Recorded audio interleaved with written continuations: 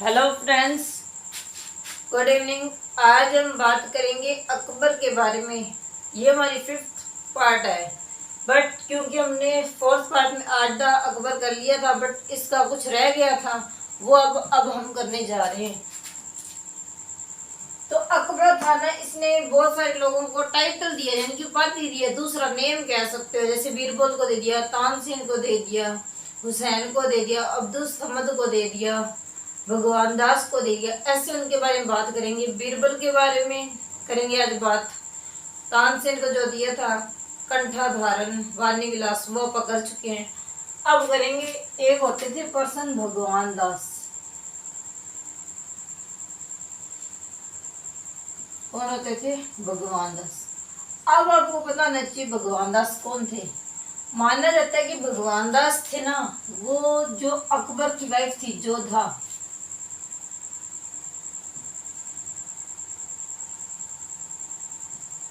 इनके भतीजे थे, यानी कि ये इनकी बुआ लगती थी। ठीक है। अब आपको ये भी पता होना चाहिए कि ये बेटे किसके थे। भगवान दास क्या बेटे किसके थे?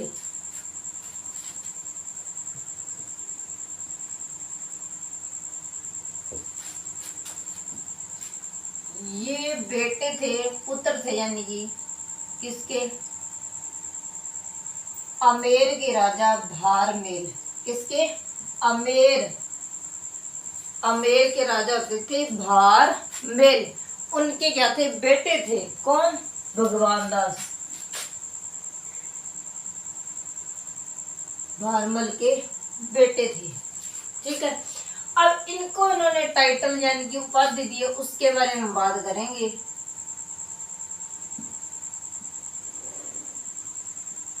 इनको उपाधि दी गई है अमीर उल उमरा। अमीर उल उमरा, ये टाइटल मिला है। ठीक है। क्या मिला? अमीर उल उमरा का टाइटल मिला इन्हें। ऐसे ही एक होते थे अब्दुल समद।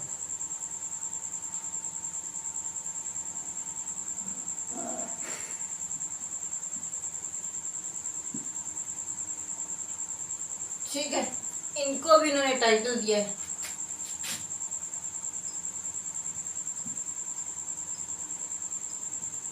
श्री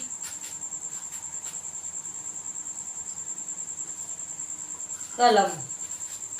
श्री कलम, ये याद रखना बहुत ज्यादा इंपॉर्टेंट है, पेपर में आ सकता है। अब्दुल समद को कौन सा दिए? श्री कलम। एक दिया जड़ी कलम की मोहम्मद हुसैन को। किसको? मोहम्मद हुसैन को।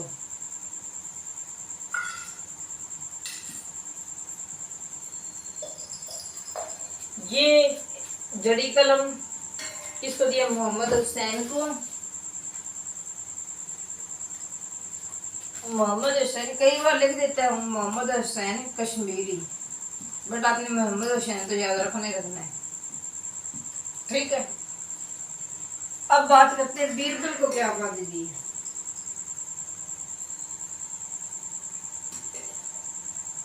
महेश की दी है। क्या दी है? ये उपाधि है, याद रख लेना। ये भी उपाधि है। उपाधि होता टाइटल, ये भी उपाधि, ये भी उपाधि है, ये भी उपाधि है, और ये भी उपाधि है। और बीरबल को क्या दी थी? बीरबल नवरत्नों में से भी एक था, इसको भी उपाधि दी थी महेश की। और भी दी है,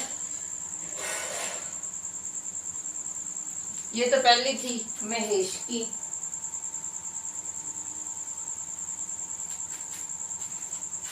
नरहरि,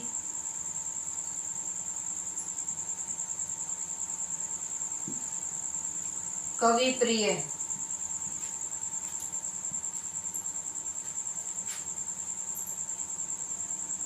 कौन सी पद दी है? बीरबल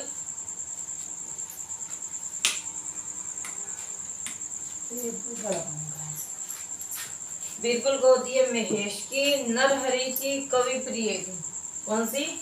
महेश की नरहरि की कवि प्रिय की। अब आपको मैंने लास्ट वीडियो में बताया था कि बीरबल की डेथ कैसे हुई, यानी कि इनकी मौत कैसे हुई। यशुफजाई विद्रोह को दबाते समय।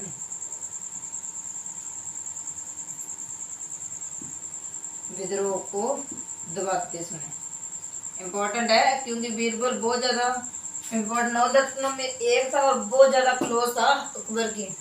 इनका टाइटल याद रखना है, महेश नरहरि कवि प्रिय। इनका क्या था? भगवान दास का अमीर उल उमरा।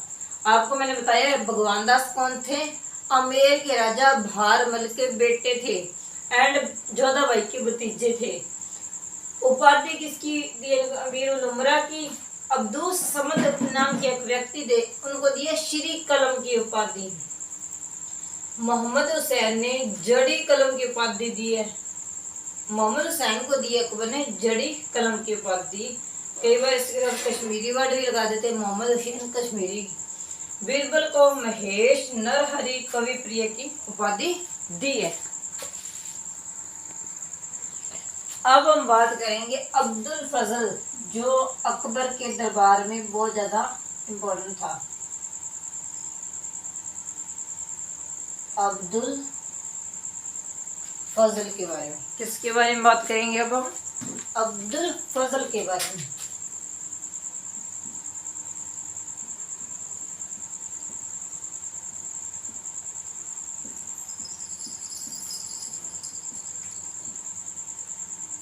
किसके बारे में? अब्दुल फजल। ये कौन था? नौ रत्नों में से एक था, ठीक है, नौ रत्नों में से एक था। इसको कोई डिपार्टमेंट भी दिया गया हुआ था।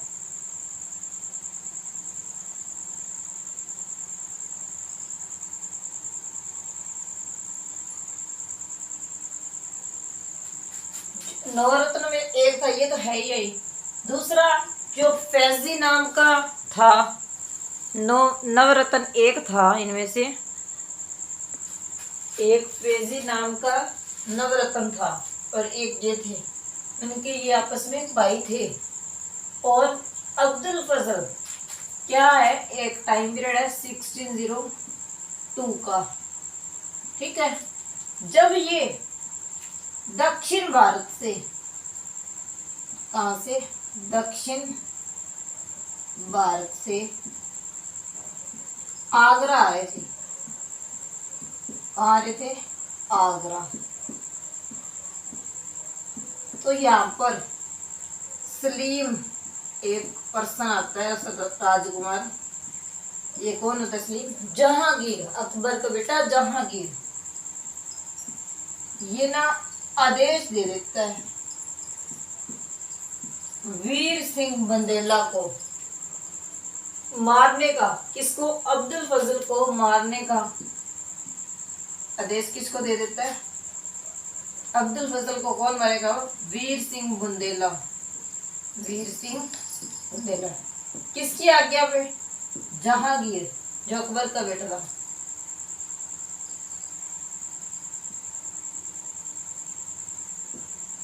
बुंदेला, बुंदेला, इसकी आज्ञा से ये इसको मार देता है। आधा नाम आएगा बुंदेला को। बुंदेला मारता है किसको? अब्दुल फजल को 1602 में, जब ये दक्षिण भारत से आगरा आता है। किसके कहने पे? जहांगीर। अब आपको यहाँ पे एक बात पता चल गई होगी कि जहांगीर का दूसरा नाम सलीम भी था। कई बार पेपर में बहुत ज्यादा इंपॉर्टेंट होता है मुगल साम्राज्य। तो इसके बाद क्या होता है? एक व्यक्ति होते हैं हरिदास। कौन होते हैं? हरिदास। हाँ, एक जो पंचतंत्र बुक है, यहाँ पे बात बतानी थी, पंचतंत्र, उसका फारसी भाषा में अनुवाद करते हैं दो बंदे, मौलाना हुसैन एक तो, दूसरा ये अब्दुल फजल।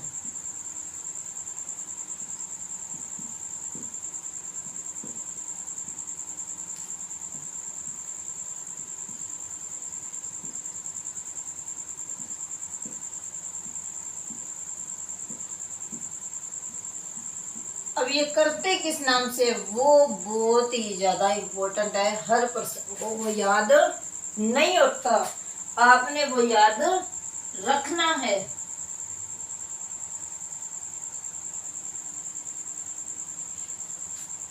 तो उसका नाम होता है अनवर। किस नाम से, किसका करता है, अनुवाद करता है इसका फारसी भाषा में, किस रूप में, किस नाम से, अनवर ए सदात।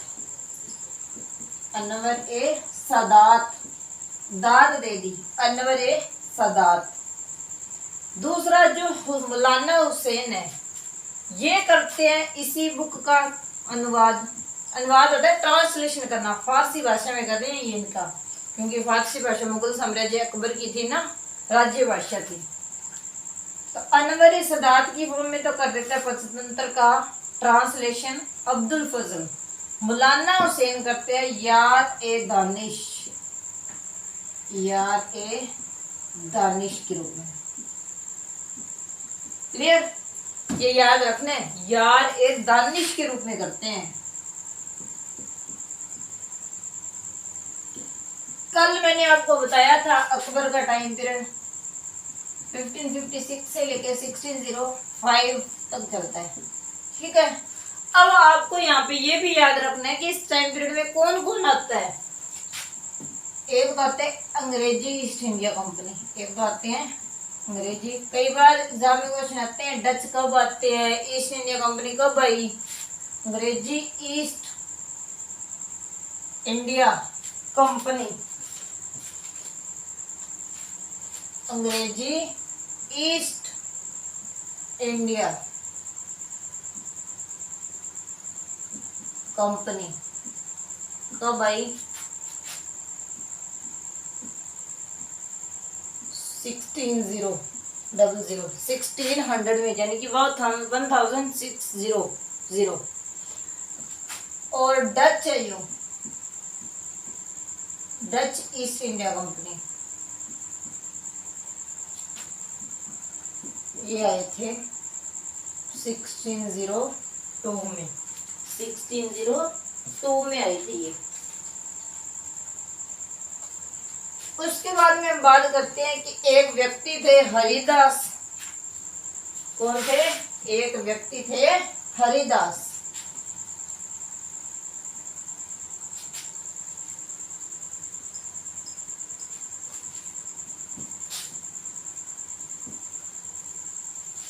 ये भी एक संगीतकार थे।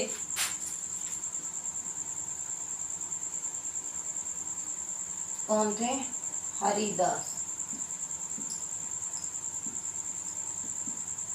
कौन थे, हरिदास एक व्यक्ति थे, संगीतकार। कौन थे, संगीतकार। और ये क्या करते थे, संगीत का भजन गाते थे, बट ये भजन किसी के दरबार में या किसी के राज्य में रहकर नहीं करते थे, ये अपने भगवान के लिए गाते थे, अपनी कुटिया में रहकर, यानी कि भक्ति के लिए।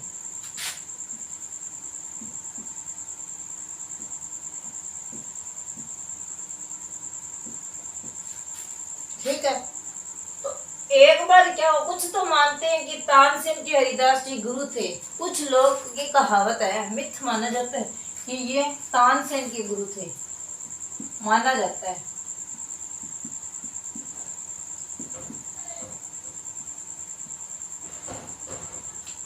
बट कुछ मानते हैं कि ये तानसेन के गुरु नहीं थे, वो मानते हैं कि ये गुरु थे ये जो दोनों है। कुछ लोग तो मानते हैं कि हरिदास तानसेन के गुरु थे, कुछ मानते हैं हरिदास और तानसेन है जो वो मान सिंह तोमर के गुरु थे। एक बार की बात है कि अकबर इनकी वाणी से भजन सुनना चाहते हैं, संगीत सुनना चाहते हैं, ये इनको बुलाते हैं हरिदास को, बट ये नहीं आते। ये कहते भी मैं किसी के लिए नहीं गाता, मैं सिर्फ अपने भगवान के लिए गाता हूँ। तो इसीलिए अकबर खुद इनकी कुटिया में से ये सुनने आते हैं, माना जाता है ये। तो उसके बाद क्या होता है, अकबर के जो टाइम पीरियड को उसको क्या कहा जाता है, ये याद रखना बहुत ही ज्यादा इंपॉर्टेंट क्वेश्चन है कि अकबर के टाइम पीरियड को क्या कहा जाता है। हिंदी का गोल्डन टाइम, स्वर्ण काल, हिंदी का स्वर्ण काल क्या कहा जाता है, हिंदी का स्वर्ण यानी काल, यानी कि गोल्डन टाइम पीरियड। किसका, हिंदी का, हिंदी का गोल्डन टाइम पीरियड किसको कहा जाता है, अकबर के टाइम को। अब आती है कि अकबर बजाता क्या था।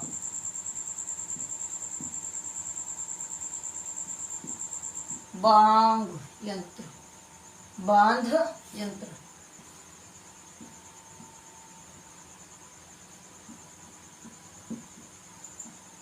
और इनकी राज्य भाषा क्या होती थी, फारसी। क्या होती थी, फारसी। इन्होंने अपनी राजधानी को भी चेंज कर लिया, 2 बार किया है। पहले बार तो इन्होंने फतेहपुर सीकरी को बनाया अपनी राजधानी, दोबारा फिर लाहौर को बनाया है। और ये एस्टैब्लिश करते अनुवाद विभाग, अनुवाद विभाग, विभाग, विभाग, अनुवाद विभाग।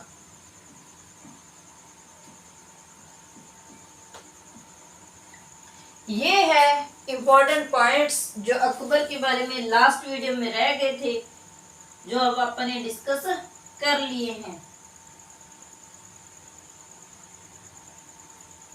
Thank you.